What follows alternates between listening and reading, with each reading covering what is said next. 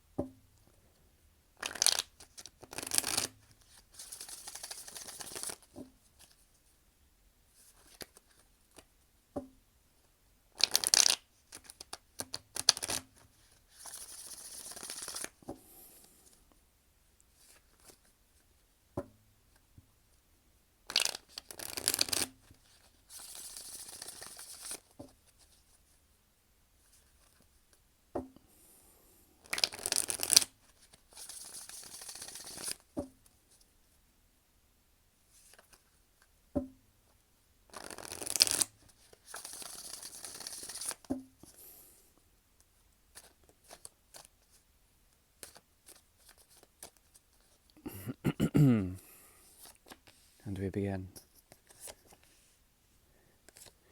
I'm seeing here an activation of Mars, the 1st house, 3rd house, as well as you potentially taking something that has to do with the 7th house and flipping it in some sort of way, finding your power, showing that which is of a deeper nature that has to do with essentially reflection, the ability to see and foresee, and not to take from something that is not within the realm of justice or the realm of practicalities. There's something of you that is taken a bit more, that you may have been taking a bit more of time in order to assert your own empowerment within yourself, especially. There's also a possibility of your 7th house flipping itself, okay? So something being turned upside down tends to revert the gravity and the gravitas of the situation. Something about it also talks about the flipping of mindsets or the flipping of intensities, trying to see essentially many different options, many different choices, and choosing one of them may being the cup of power, okay? But that's the thing. It's in not the sort of reifications or the different ways of reaching out, holding something that you think would be it, that would be it with a capital T. More like it's embracing a bit more of the variant quality, the androgynous aspects of something, the ambivalence of something, and like the potentiality of it all is there. But perhaps you're choosing an element of self-empowerment as opposed to, say,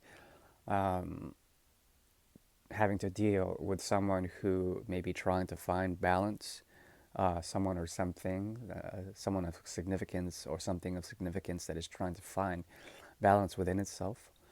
There also is a mode and a method um, that they feel indebted to, committed to. This is a strong connection, though. That's the thing. Difficulty in truly letting go or letting be that which still has a pull on you. But I think in terms of grounded commitments, grounded realities, energetic sort of um, manifestations in reality, it's very difficult for the situation. Therefore, there is the energy of Mars leading you into something strong, something that allows you to have a sense of grandeur, if you will. Likewise, they have this energy, but it's more of a Venusian nature based on commitments that are deeply entwined with showing that which is above and below. This situation is a very deep one. And potentially, even if it's just an acquaintance, there's something about this that shows you more about the inner path, about what exists between both of you, which is this realm of detachment, also this realm of freedom, also this realm of sadness, yet not sadness, a mixture of both. Um, Even if offers did come from one to the other, it would be very difficult to assess that. There's an element or a path here, a path of growth as well as of acceleration in a way that cannot be contained, that cannot be sort of um, really encapsulated in a way that would limit it. Very, very strong polarities of choice choice that has to do with the one and the two of cups in the reverse. Okay, now with these cards in the reverse, and uh, the ace is not here, but there is a difference, and it is the three of cups in the reverse, negotiating that. The two of cups strong here. The ace of cups that is held also by the figure of the magician here, who is pointing to the Four of Cups. Okay, this Four of Cups is interesting because it talks about sort of the inner self, the inner undeveloped part of oneself, and this is a Four of Cups.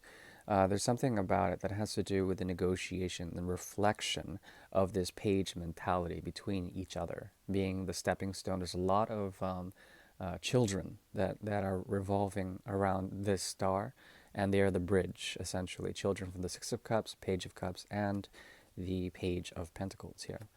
Um, so what I'm seeing here is an evolution. One that has to do with the negation of love, but the strong connection still being there.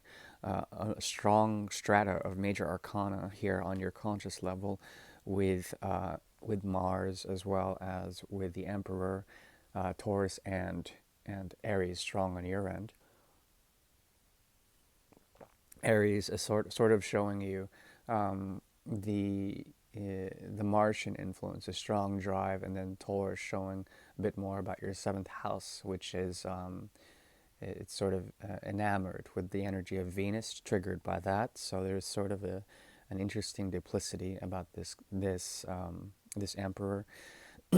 Also, once again, this triplicity, a strong triad, trifecta here of major arcana on the soul level that has to do essentially with the Two of Cups in reverse, and then dedication, but then also the need to arrive at some sort of self mastery that fuels your intuition in terms of this connection, plus the the Four of Cups, which has to do with not only the Three of Cups and the Ace of Cups, but also the Two of Cups combined twice.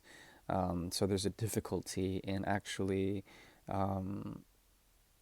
really, I mean, there's sort of like a memory or nostalgia that is calling back to the energy of that which is below, that the magician is pointing to. That which is above is more the realized practical versions of Venusian nature's second house, strongly elicited by this person. Taurus strong, as well as Gemini in the shadow. No, sorry, not Gemini, but Virgo in the shadow. balancing out with the Two of Pentacles in reverse. Okay, what I'm seeing here is essentially some sort of hidden beginning that this person is not letting you know about. Something that they're very much devoted to in terms of strong commitment, strong soul contracts, strong contracts that are based in realities that link into certain ways of thinking about these commitments as holy or sanctified in some sort of way. They also ground into the reality some very harsh or self-inflicted realities, if you will. Because the Two of Cups is reversed in twice here with the star as well, there's a type of ill fate or perhaps a hidden pull within each other that talks about healing mostly, as opposed to just true love or whatever romance. There's a strong inclination here about the bridge that exists here that is tied to the Six of Cups plus this one here, the Page of Cups, which turns into the Seven or possibly into the Five. Okay, so regret about this healing, depression that is revolving around this purgation of those feelings of memories that have turned sour are a possibility. Also, the Eight of Cups, which is more of a Cancer evolved sort of foolish meandering that has to do with the Eight of Cups that emerges out of here. Some very difficult need to assert oneself, and to bring forth this feeling of the Four, detachment, very strongly here, detachment. There's an Aquarian signature here. Star's been coming up for all my readings, essentially. I think all of them.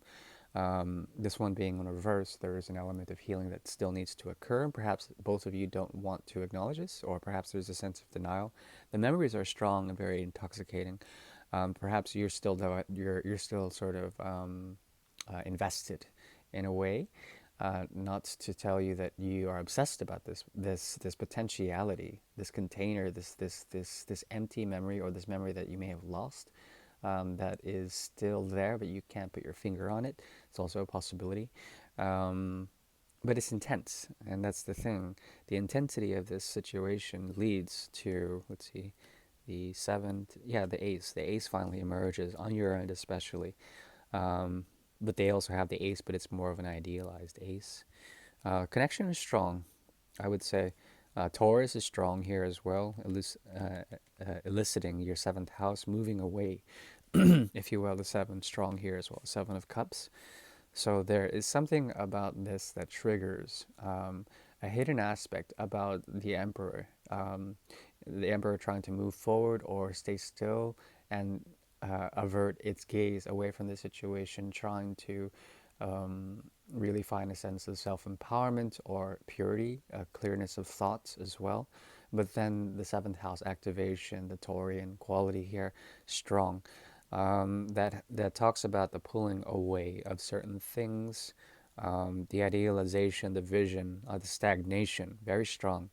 So there needs to be some way to alleviate this by actually embracing something of the memory or the chord that has been struck here in order to understand and be more harmonic with the general orchestra that is going on around you. What emerges out this is the Two of Rods, something of a choice, something of a choice from one person to another. An evolution also of the Page of Rods as well, of the Fool, or the Ace of Rods, or even the potential Eight of Cups with the rod that's hidden within that in the Rider-Waite. There's also a possibility of this person finally trying, well, the thoughts and the memories are what ground them. And there's something about this that also is sparking an element of passion. Okay. There also is an evolutionary process on your end that is more about growth and coming into power of your own, moving away from this old passion. That is what I'm seeing. Possibility here that the Seven of Swords is strong, some sort of realization, or the Five of Swords, some sort of realization on an Aquarian level that has to do with the amateur or the masterful.